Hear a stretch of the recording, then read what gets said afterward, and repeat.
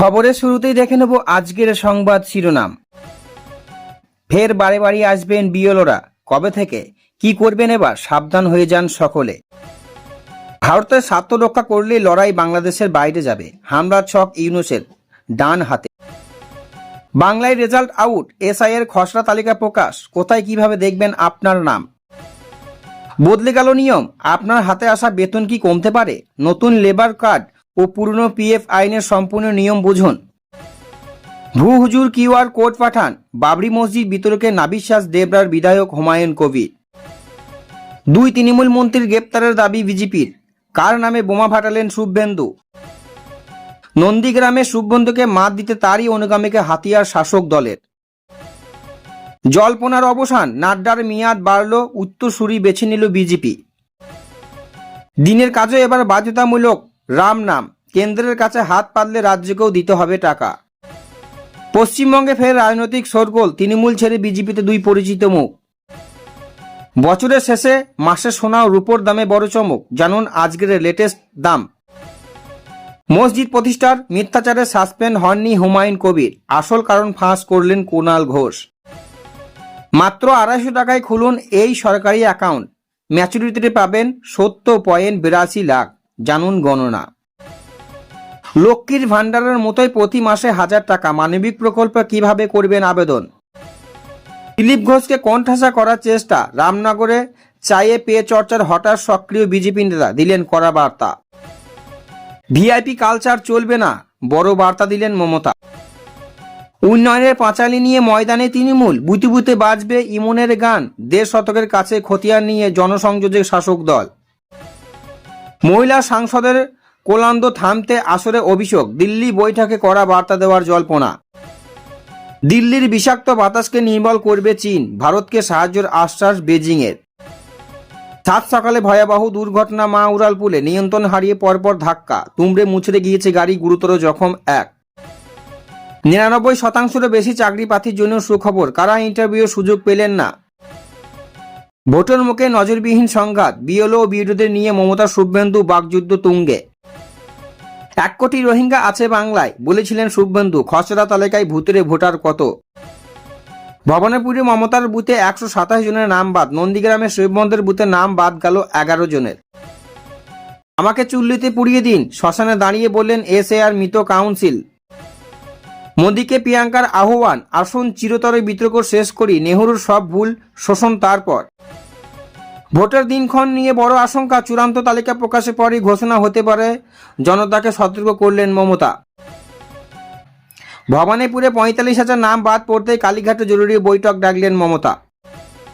Throw কৌশল, বাংলাদেশের সীমান্তে পাচারকারীদের নতুন ফাঁদ, সতর্ক বিএসএফ। তৃতীয় বিশ্বযুদ্ধের প্রস্তুতি তীব্রতর, চীনকে ধ্বংস করতে প্রস্তুত ইসরায়েলের সাথে যোগ দিল জার্মানি। নন্দীগ্রামে আকাশে দল বদলের গুঞ্জন, বিজেপি নাকি তৃণমূল, কোন দল পড়ছে ভাঙন। বঙ্কিম দা বলায় মোদীকে আক্রমণ সৌগতর, পাল্টা বন্দে মাতরম বিতর্ক টেনে তৃণমূল সাংসদকে লজ্জায় ফেললেন শ্রমিক। যুবভারতী কাণ্ডে ডিজি রাজীব কুমার সহ 3 পুলিশ কর্তাকে শোকজ করল কমিটি। এসআইআর খসড়া ভোটার তালিকায় নেই নাম, শ্মশানে ডানকুনির তৃণমূল কাউন্সিল।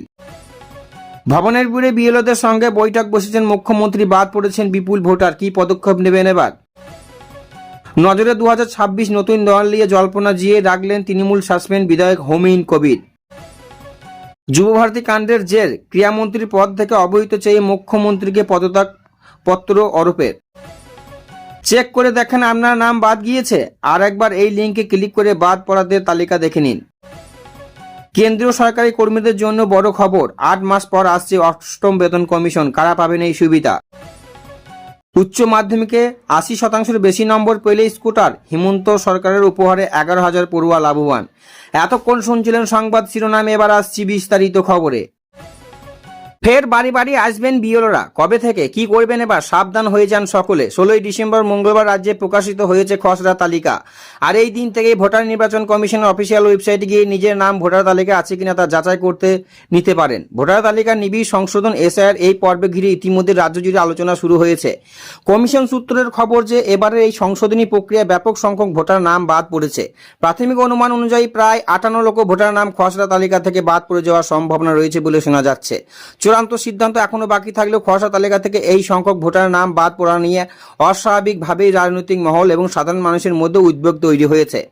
খসড়া তালিকা প্রকাশের পরের দিনই অর্থাৎ বুধবার থেকে শুরু হয়েছে হিয়ারিং প্রক্রিয়া। যেসব ভোটারের নাম নিয়ে কোনো সমস্যা অথবা কোনো সংশয় রয়েছে তাদের ডেকে প্রয়োজনীয় নথি যাচাই করা হবে। এই সময় বিএলওরা আবার বাড়ি বাড়ি গিয়ে ভোটারদের নথিগুলো পরীক্ষা করবেন। নির্বাচন কমিশনের নির্দেশিকা অনুযায়ী ভোটাররা যদি নির্ধারিত 11টি নথির মধ্যে অত্যন্ত একটি বৈধ পরিচয়পত্র দেখাতে পারেন তাহলে ভোটার তালিকা থেকে তাদের নাম বাদ যাবে না। যাচাই প্রক্রিয়া সম্পূর্ণ হয়ে যাওয়ার পরই সেই ভোটারদের নাম চূড়ান্ত তালিকায় অন্তর্ভুক্ত করা হবে। অন্যদিকে এবার যারা নতুন ভোটার হিসেবে নিজেদের নাম নথিভুক্ত করতে চান তাদের জন্য আলাদা সুযোগ রাখা হয়েছে। নতুন ভোটাররা ফর্ম 6 নম্বর পূরণ করে নিজেদের আবেদন জানাতে পারবেন। যাচাই ও বাছাই প্রক্রিয়া শেষ হওয়ার পরে উপযুক্ত প্রমাণপত্র থাকলে তাদের নাম চূড়ান্ত ভোটার তালিকা অন্তর্ভুক্ত করা হবে। সব মিলিয়ে ভোটার তালিকা নিবিড় সংশোধন এই প্রক্রিয়া আসন্ন নির্বাচনের আগে অত্যন্ত গুরুত্বপূর্ণ বলে মনে করছে নির্বাচন কমিশন। তাই ভোটারদের নিজেদের নাম ও নথিগুলি সময় মতো যাচাই করে নেওয়ার পরামর্শ দেওয়া হয়েছে। পশ্চিমবঙ্গে ফের রাজনৈতিক শোরগোল। তৃণমূল ছেড়ে বিজেপিতে দুই পরিচিত মুখ। ফের একবার বাংলায় শুরু হতে চলেছে দল বদলের পালা। 2021 সালের বিধানসভা নির্বাচন আগে যে চিত্র দেখা গিয়েছিল এবার নতুন করে তারই পুনরাবৃত্তি হতে চলেছে বলে জল্পনা তুঙ্গে। বিশেষ সূত্রের খবর, তৃণমূল কংগ্রেসের দুই পরিচিত মুখ প্রান্তিক চক্রবর্তী এবং রাজন্না হালদার ভারতীয় জনতা পার্টিতে যোগ দিতে চলেছেন। রাজ্যের বিরোধী দলনেতা শুভেন্দু অধিকারীর উপস্থিতিতে এই যোগদান পর্ব সম্পূর্ণ হবে। প্রান্তিক চক্রবর্তী একসময় তৃণমূল ছাত্র পরিষদের রাজ্য সহসভাপতি ছিলেন এবং রাজন্না হালদার ছিলেন ওই সংগঠনের অন্যতম নেত্রী। আজিকর কাণ্ডে নিয়ে একটি শর্ট ফিল্ম তৈরি করার পর তৃণমূলের একাংশ তাতে আপত্তি তোলে। তারপর তাদের দল থেকে সাসপেন্ড করা হয়। এই ঘটনার পর থেকে দলের সঙ্গে তাদের দূরত্ব বাড়ছিল। রাজনৈতিক বিশেষজ্ঞ মতে তৃণমূলের এই দুই নেতার দলত্যাগ শাসক দলের জন্য কিছুটা অস্বস্তি বাড়তে পারে। তবে বিশ্লেষকদের একাংশ বিজেপিকেও সতর্ক থাকতে বলেছেন। তাদের মতে 2021 সালের মতো দল বদলের পুনরাবৃত্তি হতে পারে বিজেপির জন্য ভালো হবে না। কারণ অতীত যোগ দেওয়ার অনেক নেতা নেত্রীর পরে আবার দল ছেড়ে তৃণমূলে ফিরে গিয়েছেন। তাই যোগদানের ক্ষেত্রে বিজেপিকে অতীত অভিজ্ঞতা থেকে শিক্ষা নিতে হবে।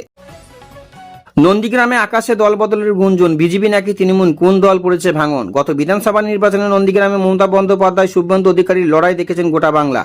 21 বিধানসভা নির্বাচনে ওয়েবসাইট আপডেট হওয়া, বিদ্যুৎ বিভ্রান্তি সহ একাধিক জটিলতার পর নন্দীগ্রামে জয়লাভ করেছিলেন বিরোধী দলনেতা। এবার 26 বিধানসভা নির্বাচনে হট পয়েন্ট নন্দীগ্রাম। তবে সূত্রের খবর, এবার নন্দীগ্রাম মাটিতে শুভেন্দু অধিকারী এক হেভিয়েট অনুগামী নেতাকে তৃণমূল প্রার্থী করার জল্পনা শুরু হয়েছে। ইতিমধ্যে প্রভাবশালী ওই বিজেপি নেতার দলবদলের খবর সামনে আসতেই রাজ্য রাজনীতিতে মহলে শুরু হয়েছে গুঞ্জন। এই খবর নিয়ে চায়ের দোকান থেকে রাস্তাঘাট নন্দীগ্রামের সমস্ত জায়গায় শুরু হয়েছে জোর জল্পনা। নন্দীগ্রামে বিধানসভা দুটি ব্লক নিয়ে গঠিত, যাকে নিয়ে জল্পনা তৈরি হয়েছে তিনি নন্দীগ্রামের 2 নম্বর ব্লকের বাসিন্দা। আর সেই ব্লকে বিজেপি এগিয়ে। যাকে নিয়ে দল বদলের গুঞ্জন চলে সে একজন জনপ্রতিনিধি, তৃণমূল সাংগঠনিক জেলা বিজেপির অন্যতম পদাধিকার। যদিও দল বদলের খবরটি প্রকাশ আসতেই শুভেন্দু অধিকারী বিশেষভাবে তার সঙ্গে গোপনে বৈঠক করেছেন বলে সূত্রের খবর। এই বিষয়ে বিজেপির তমলুক সাংগঠনিক জেলার সাধারণ সম্পাদক মেঘনাথ পাল জানান, গুজবে কান না দেওয়াই ভালো। আগে অনেক নেতাকে গিয়ে এমন খবর ছড়িয়েছে, কিন্তু বিজেপিতে ভাঙন বিপর্যয় ঘটেনি। তৃণমূলের তরফে তমলুক সাংগঠনিক জেলা সম্পাদক জমি আন্দোলনের নেতা আবু তাহেব বলেন, নন্দীগ্রামে এবার দল বদলের সুস্পষ্ট।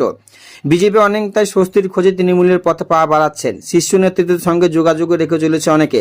যার কথা বলছেন তিনি আসতে পারেন বলে সূত্রের খবর।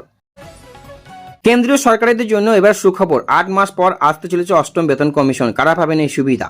কেন্দ্রীয় সরকারি কর্মচারী এবং পেনশনভোগীদের জন্য এক দারুণ খবর। 8ম বেতন কমিশন বা 8 পে কমিশন গঠনের প্রক্রিয়া নিয়ে কেন্দ্র সরকার গুরুত্বপূর্ণ আপডেট দিয়েছেন। কমিশন সংগঠনের কাজ শুরু হওয়ার পাশাপাশি এই অর্থ নয় এবং ফান্ডিং নিয়ে প্রস্তুতি নেওয়া হচ্ছে বলে জানানো হয়েছে। সংসদে এই বিষয়ে বিস্তারিত তথ্য দিয়েছেন কেন্দ্রীয় অর্থ প্রতিমন্ত্রী পঙ্কজ চৌধুরী। তিনি নিশ্চিত করেছেন 8ম বেতন কমিশনের সুপারিশ কার্য করার জন্য প্রয়োজনীয় সকল প্রস্তুতি চলছে। কারা পাবেন এই সুবিধা? কেন্দ্রীয় অর্থমন্ত্রী জানিয়েছেন, বর্তমানে কেন্দ্রীয় সরকারের কর্মীর সংখ্যা প্রায় 50.14 লাখ, পেনশনভোগীদের সংখ্যা প্রায় 69 লাখ। 8ম বেতন কমিশনের সুবিধা কার্যকর হলে এই বিশাল সংখ্যক কর্মচারী পেনশনভোগী সরাসরি উপকৃত হবেন। তিনি স্পষ্ট করে দেন, কমিশনের সুপারিশকারীগুলি নির্ধারিত স্টাস অফ রেফারেন্স অনুসারে কার্যকর হবে। এর জন্য 2026 আর্থিক বছরের বাজেটে অর্থ সংস্থান করা হবে। কবে কার্যকর হবে 8ম বেতন কমিশন? কর্মচারী পেনশনভোগীদের সবচেয়ে বড় প্রশ্ন ছিল কমিশনের সুপারিশগুলি কবে থেকে কার্যকর হবে। কেন্দ্রীয় মন্ত্রী জানান, এই সঠিক তারিখ পরে ঘোষণা করা হবে। তবে কমিশনকে তার গঠনের 18 মাসের মধ্যে সুপারিশ জমা দিতে হবে। বর্তমানে 7ম বেতন কমিশনের মেয়াদ 31 ডিসেম্বর 2025 শেষ হচ্ছে। এরপরই 8ম বেতন কমিশনের সুপারিশ কার্যকর হওয়ার কথা রয়েছে। বেতন ও পেনশনের আলোচনা। অষ্টম বেতন কমিশন মূলত সরকারি পেনশনভোগীদের বেতন, পেনশন ভাতা, অন্যান্য সুযোগ সুবিধা পর্যালোচনা করে সুপারিশ তৈরি করবে। এতে ফিটনেস এবং ফ্যাক্টর পরিবর্তনের বিষয়টি অন্তর্ভুক্ত থাকবে, যা কর্মীদের বেতন কাঠামো উন্নয়ন করতে এবং পেনশনভোগীদের ন্যায্য পাওয়া নিশ্চিত করতে সাহায্য করবে। সরকারের টাস্ক অফ রেফারেন্স অনুমোদন 3 নভেম্বর 2025 গেটেজ বিজ্ঞপ্তি জারির মতো পদক্ষেপের মাধ্যমে অষ্টম বেতন কমিশনের কার্যের পদ্ধতি ও আর্থিক দিক স্পষ্ট করবেন।